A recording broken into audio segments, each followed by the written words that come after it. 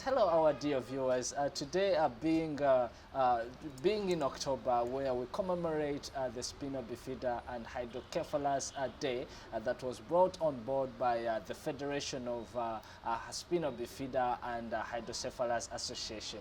Today with me, I have a young girl, aged about 9 years. She's going to be sharing her story about Hydrocephalus and Spina Bifida. Mind you, she was born with Spina Bifida, and an early intervention was made, and later on, slightly, it led to Hydrocephalus. We're going to be hearing from her.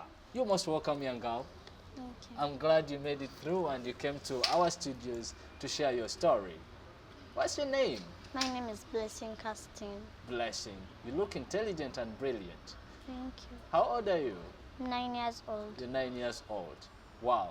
Where do you come from? I come from Entebbe. Entebbe. Yes. Okay. Do you attend school? Yes. Where do you study from? Kingston International School. You study from an international school? Yes. Don't you think you are a giant? Eh? So, I think you've known that you have a condition called Hydrocephalus and Spina Bifida. Anything you know about this condition? Yes. What do you know? Spina bifida is when the spinal cord has not formed well, when the baby is still in the mother's womb. Okay. And hydrocephalus is having excess water in the head. You told me you're just 9 years old. How did you know all this information? My mother told me about it. Wow, your mother seems to be a supporting mother. Is she a medical doctor? I'm not sure. Okay.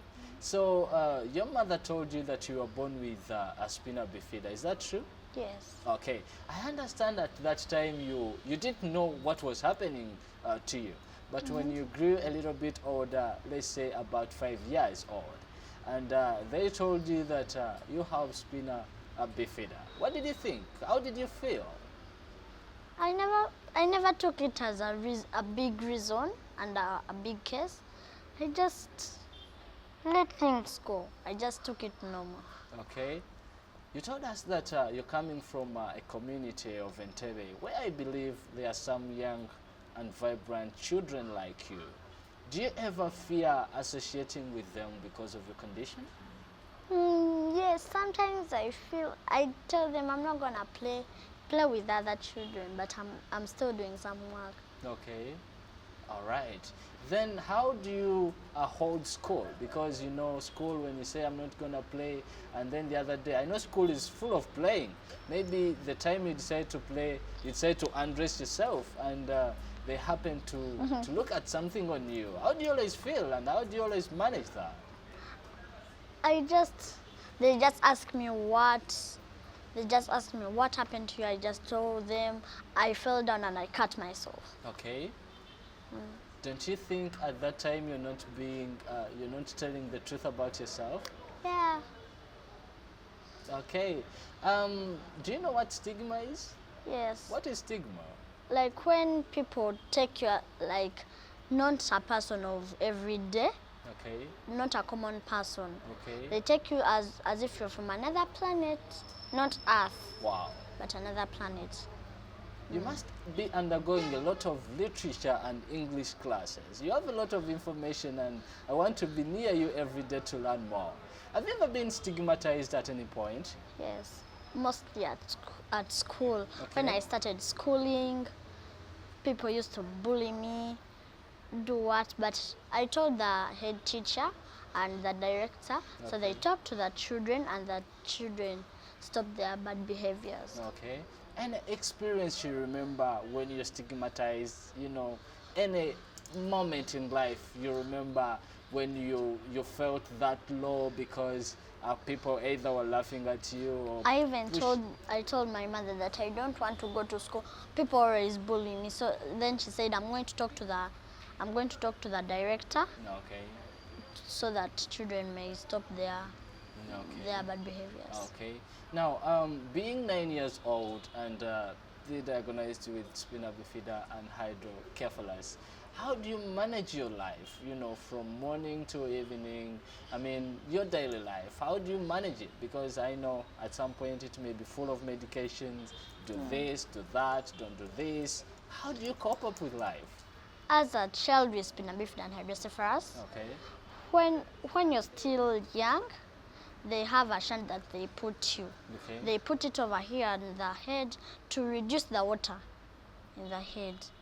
And how I manage my life, I use catheters and cones and plus oxybutynin. okay, They help me to keep me safe okay, at all times. okay.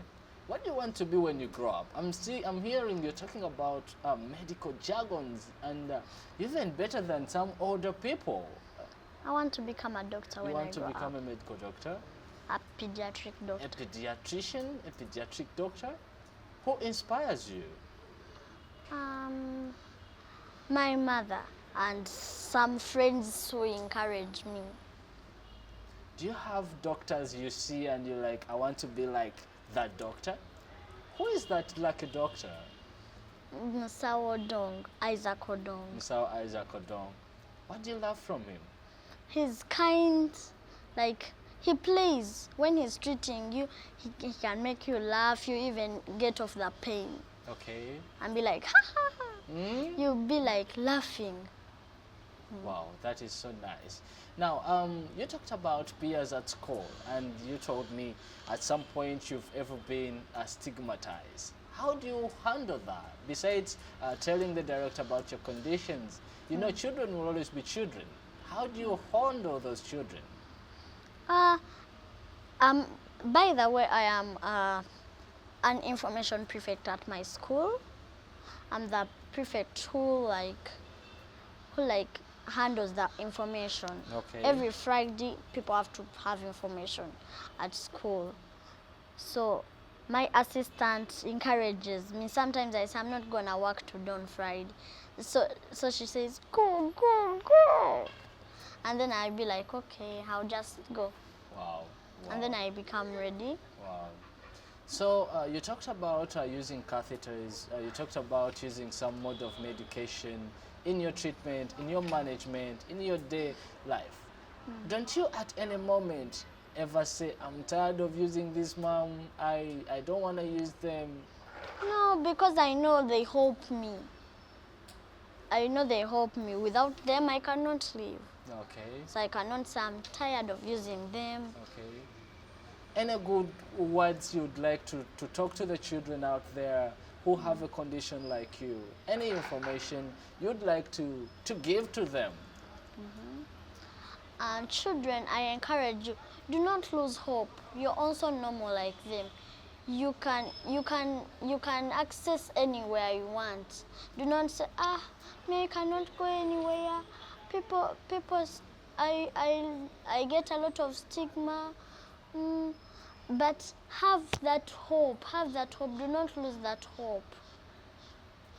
And just, if you have stigma, like for example in schools, try to talk to any teacher you trust, or the director or the head teacher. They'll see a solution for you. Wow, I'm already admiring you because I think the children out there who are watching you, by the mere fact that you're here, you're bold and you can share your story, they're already inspired. Even before you tell them the words of hope, they're just inspired. And I know they're out there saying, I want to be like Blessing. I want to be like that little young girl. And I believe when you grow up, you're going to be one of a lady of a substance in this country. Don't you think so? Yes. Wow. Are you a motivation speaker? No, not really. Not really. You told me that all those good, beautiful words you talk about, you learn them from your mom? Okay, how about Dr. Dong? Dr. Dong, I just admire him, the way he treats people. It's really interesting. Okay. Well, it has been so nice hearing from you, Madam Blessing. I'm even giving you a title. Maybe I should start even addressing you as Dr. Blessing. anything you've not shared with us, and actually you would love the people watching you, because now you've become a vessel of information, you know, to create hope to the young people. Anything in your story you don't want to leave out and you want to share it with the people out there? I encourage all women to take folic acid at childbearing age, to take folic acid before they give birth to prevent Spina bifida and hydrocephalus.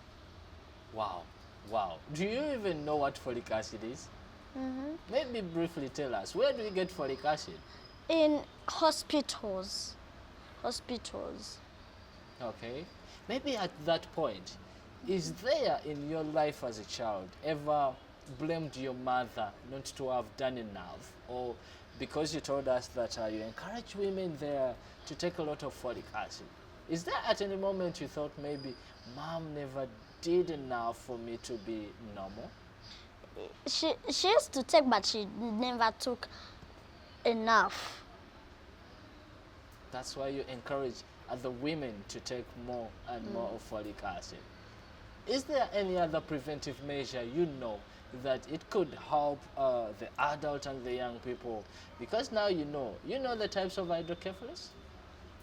We have those congenital we are born with, and we have those we acquire when we, We are already on Earth. when we are already on Earth. Is there any preventive measure you'd like to tell maybe that baby, maybe a mother to that baby who is normal, you know, to do so that that baby doesn't get a Spina bifida or hydrocephalus? Point of treatment, I want to request the Ministry of Health to make sure hospitals are well accessed and health workers are very well trained. Okay, like Dr. Dong. Any other you've left out, Blessing? No. Wow, it has been so nice sharing your sweet story, and I want to see you grow into a big woman and become a doctor. You come and you talk about issues, hydrocephalus here.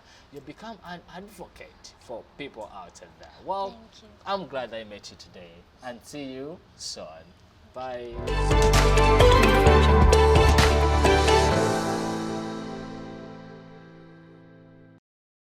Something, I have 2 questions left because of time, and quickly I want us to trek through them. I think the dear viewers want to know that children diagnosed with hydrocephalus and Spina bifida, do they ever make it in life? Do they ever at some point become independent? And if they do, I want us to know, these ones going to school, how is their intelligent quotient? Are they able to cope up with school like other normal children? Yes. Expectation of the public is right. Okay. But I can state with confidence that these children can thrive so well as long as the intervention has been early enough. As you know, this is a condition that affects the brain. And anything that compromises development of the brain, if there is delayed intervention, the outcome will definitely be poor. Okay. And that now takes me to answer your question about their intelligent quotients. If the brain has received this pressure for too long as a result of hydrocephalus, or if the brain received infection as a result of open back, Spina bifida, Okay. and is not treated immediately, Okay. most of the tissue of the brain will be damaged. And definitely this child will not perform well in class. Okay. They will be slow learners. Okay. But once the intervention is done in time, and rehabilitation is done in time, the brain can as well be rehabilitated. Okay. Maybe it's a topic for another day. Wow. But once all this intervention is done in time, these children can grow as normal as any other child, can go to regular schools. Shao has worked with about 25 schools in the country to see, can they be integrated in normal learning? Yes, of course, yes, and they're learning so well. Okay. So all we need to do is to understand and do what we have to do at the right time. Okay. Yes. Well, it has been so nice enjoying you. Maybe one last more. A lot has been said, especially in the preventive way, and that's why we are here to create awareness. Yes. But could there be other things you think, because you told us you are collaborating with the Ministry of Health, the government, and just in your words, I'm quoting, you said it is a collaborative effort. Exactly. Everyone from the top to bottom. Do you think there are quite other things that have not been done? And do you think if they are done, we can curb from about 600 to 800 cases of Spina Bifida, maybe to less than that? That has been an observation and has been put in place. It's been tried elsewhere in the country. It has worked so well. Public health intervention. How do we protect our community? And that's how the birth of World Spina Bifida Day came into existence. It's the reason we commemorate this day, to create awareness, most especially in preventive measures. And like the theme for this year is talking about national call to reduce the prevalence of birth defects. So when public are protected, and in this case we're talking about food fortification, early start of folic acid. Most of the food we eat are grown within our country and are processed by our local investors. That's why we say it's a collaborative, it's a call for everyone. Everyone has a stake. Take for example, if the private sector, which is dealing in the food processing industries, they fortify our food, they add these micronutrients in the food that we consume on a daily basis, we shall be protected to a percent of like 45% protection that the food fortification has proved in the US that it can protect the public by 45% to reduce the defects, these neurotube defects. And therefore it's our call for everyone to take part. Let the doctors do their job in the hospital. At home, let the people take responsibility of feeding well. In the food processing industry, guys, let's fortify the food. The cooking oil that we consume every day should be having this additional micronutrient food. By the way, for your information, micronutrient still poses a very big threat to maternal and child health. Globally. And therefore it's a call for everyone to take at least a part. From wherever you are, you have a role to play. Never think that it's only a neurosurgeon, because a neurosurgeon will also never work without a nurse. Thank you very much. Well, talking with intelligent people, you never want them to stop. But time and tide waits for no man. Well, it has been so nice having you for this show, and it's my pleasure. I believe a lot of people have learned quite much. Well, thank you, our dear viewers, and I say hydrocephalus and Spina Bifida is not only to the organization of SHAO. Like he said, it is a collaborative energy. It starts from the top to the bottom. Yes, let's eat well. Remember, what you put into your body is what comes out. Well, catch up next time. Bye.